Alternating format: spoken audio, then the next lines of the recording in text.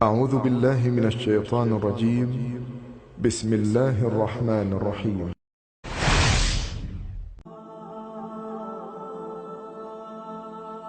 انبیاء کا مشن ہی یہ ہوتا ہے کہ تبلیغ کرتے رہیں، لہٰذا لوط علیہ السلام دعوت دیتے رہے، لیکن دعوت کے نتیجے میں قوم کا رد عمل کیا تھا؟ اللہ نے اس کا بھی ذکر کیا ہے، فرمایا بس اس کی قوم کا جواب یہی ہوتا کہ اللہ کا عذاب لے آ اگر تو سچا ہے۔ اسلام دشمن اور کافر قوموں کا جواب یہی ہوتا ہے۔ قوم عاد اور قوم سمود نے بھی یہی جواب دیا تھا۔ دوسری آیت میں ہے، لوط نے انہیں ہماری پکڑ سے ڈرایا، یعنی انہوں نے کہا اے قوم، اللہ کی پکڑ سے اور عذاب سے بچ جاؤ، محتاط ہو جاؤ، اس کی لاٹھی بے آواز ہے، لیکن وہ ڈرانے والوں سے بھی جھگڑتے ہی رہے۔ ایک اور آیت میں اللہ فرماتے ہیں، اور ان کی قوم سے کوئی جواب نہ بن پڑا بجز اس کے کہ آپس میں کہنے لگے کہ ان لوگوں کو اپنی بستی سے نکال دو، یہ پاک باز بننے کی کوشش کرتے ہیں۔ چونکہ یہ سب کے سب لوگ فحاشی، عریانی، بے حیائی، بے غیرتی، فسق و فجور اور بدکاری میں مصروف تھے، ان کے نزدیک پاکیزگی اختیار کرنا بے معنی کام بن چکا تھا۔ لوط علیہ السلام اور ان کی بیٹیوں کے علاوہ کوئی شخص پاک نہ تھا، سب کے سب غلاظت میں ڈوبے ہوئے تھے۔ چنانچہ انہوں نے لوط علیہ السلام کو اپنی بستی سے نکال باہر کرنے کا فیصلہ کیا۔ کہنے لگے، اے لوط، اگر تو اپنے اس واعظ و نصیحت سے باز نہ آیا تو ضرور تجھے نکال دیا جائے گا۔ اس پر لوط نے فرمایا، میں بھی تمہارے اس گھناونے عمل سے بیزار ہو چکا ہوں۔ چنانچہ لوط علیہ السلام اس موقع پر وہاں سے نکل آئے اور اپنے رب سے یوں دعا گو ہوئے، اے میرے پروردگار، مجھے اور میرے اہل کو ان کے عمل سے بچا لے اور نجات عطا فرما۔ کتنی ہی آیات میں ہے کہ ان لوگوں نے لوط علیہ السلام کو بستی سے نکالنے کا عزم کر رکھا تھا، اور لوط علیہ السلام اس پوری بستی میں بے یار و مددگار تھے۔ وہاں ان کا کوئی خاندان تو تھا نہیں، لہٰذا گھر میں ہی بیٹھے رہے، دعا کرتے رہے، اے پروردگار، اس فسادی قوم کے خلاف میری مدد فرما۔ اس دعا سے اس قوم کی ایک اور خصلت معلوم ہوئی، اور وہ یہ کہ وہ فسادی بھی تھے۔ سو اللہ نے دعا قبول فرمائی، فرشتے بھیجے، جبرائیل، میکائیل اور ملک الموت، اور بعض روایات کے مطابق اسرافیل کو بھی ان کے ساتھ بھیجا گیا۔ وہ سب سے پہلے ابراہیم علیہ السلام کے پاس آئے تاکہ انہیں اسحاق علیہ السلام کی بشارت دیں۔ آخرکار یہاں سے فرشتوں نے سدوم کا رخ کیا۔ یہ فرشتے وہاں نوجوان لڑکوں کی صورت میں پہنچے، ان کی ٹولیوں کے پاس سے گزرے تاکہ انہیں آزما لیا جائے، ان پر حجت قائم ہو جائے۔ مطلب یہ کہ اللہ تعالیٰ نے فرشتوں سے کہا تھا کہ ان لوگوں کو اس وقت تک ہلاک نہ کرنا جب تک کہ ان کے نبی کو ان پر الزام لگاتے نہ دیکھ لو۔ چنانچہ یہ فرشتے نوجوان اور خوبرو لڑکوں کی صورت میں بستی کے کنارے پہنچ گئے۔ لوط علیہ السلام کی ایک بیٹی بستی سے باہر کنارے پر رہتی تھی۔ جب اس نے انہیں دیکھا تو ڈر گئی۔ اس نے سوچا، ہماری قوم کے لوگوں نے اگر انہیں دیکھ لیا تو ضرور ان سے برائی کر کے رہیں گے، اس لیے وہ اپنے والد لوط علیہ السلام کی طرف دوڑی۔ ان کے پاس پہنچ کر کہنے لگی، میں نے چند نوجوان لڑکوں کو دیکھا ہے اور میں ان کے بارے میں خوفزدہ ہوں۔ لوط علیہ السلام جلدی سے ان کی طرف آئے، ان سے پوچھا، آپ کیسے آئے ہیں؟ انہوں نے بتایا، ہم آپ کے مہمان ہیں۔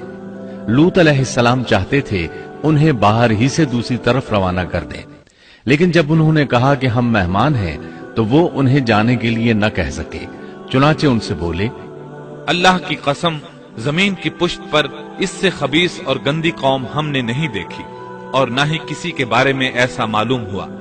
آپ نے 2 بار، 6 بار اور پھر 4تھی بار بھی ان سے یہی بات کہی تاکہ ان نوجوانوں کو حالات کا علم ہو جائے، وہ بھانپ لیں، لیکن وہ تو فرشتے تھے اور لوط علیہ السلام کی قوم کے خلاف گواہی تلاش کر رہے تھے۔ آخر لوط علیہ السلام انہیں اپنے گھر لے آئے، انہیں بٹھایا۔ لوط علیہ السلام کی بیوی کافر تھی اور قوم کے ساتھ تھی۔ وہ باہر گئی اور اس نے لوگوں کو بتایا کہ اس نے لوط علیہ السلام کے گھر میں ایسے خوبصورت چہروں والے نوجوان دیکھے ہیں کہ زمین پر آج تک ان جیسے کہیں نظر نہیں آئے۔ یہ سنتے ہی وہ سب لوط علیہ السلام کے گھر کی طرف لپکے۔ قرآن کریم میں آتا ہے، لوگ جلدی سے اس کی طرف لپکے اور وہ اس سے پہلے فحاشی کے عادی بن چکے تھے۔ ایک جگہ الفاظ ہیں، شہر کے لوگ خوش ہوتے ہوئے آئے۔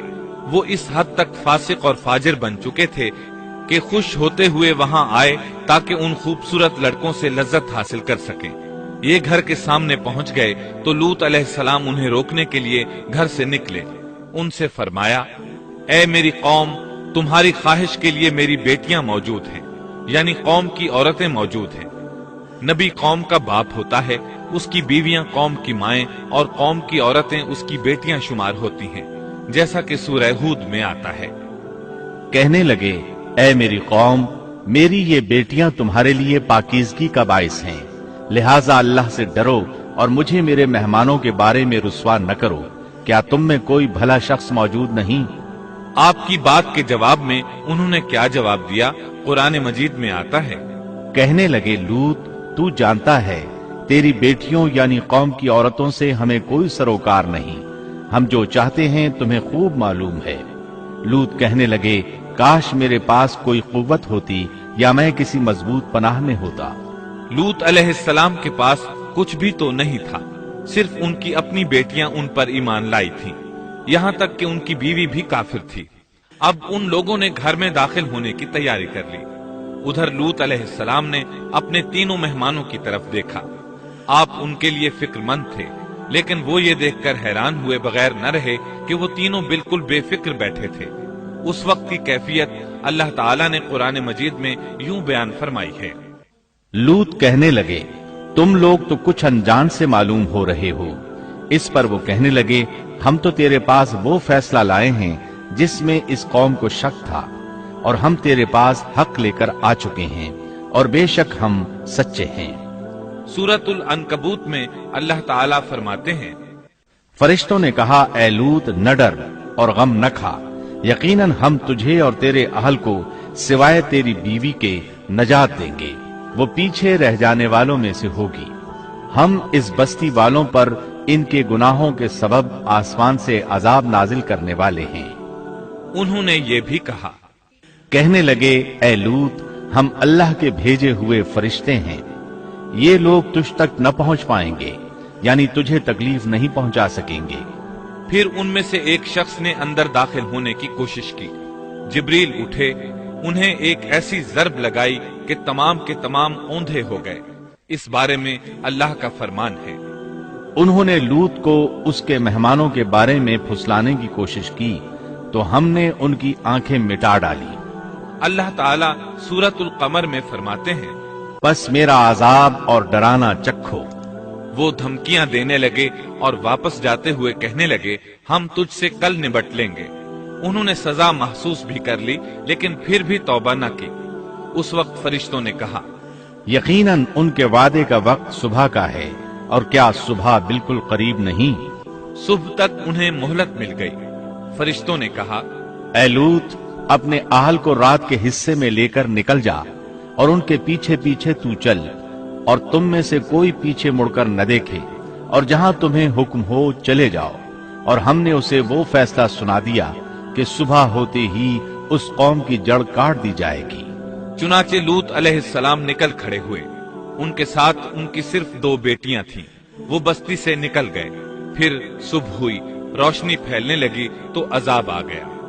یہ عذاب کیسا تھا؟ جبریل علیہ السلام آئے، اپنا پر زمین کے نیچے داخل کیا، اس مکمل بستی کو اکھیڑا اور آسمان کی طرف اٹھا کر لے گئے۔ کہا جاتا ہے کہ فرشتوں نے اس بستی کے مرغوں کی اذان اور کتوں کے بھونکنے کی آوازیں سنی، اور لوگوں نے فرشتوں کی تسبیح سن لی۔ جبریل علیہ السلام نے ایک چیخ ماری، سب بجھی ہوئی آگ کی طرح ہو گئے۔ پھر مکمل بستی کو پکڑ کر الٹا دیا، ہر ایک کے لیے آسمان میں پتھر تیار تھا۔ بہرحال اس کو زمین پر دے مارا۔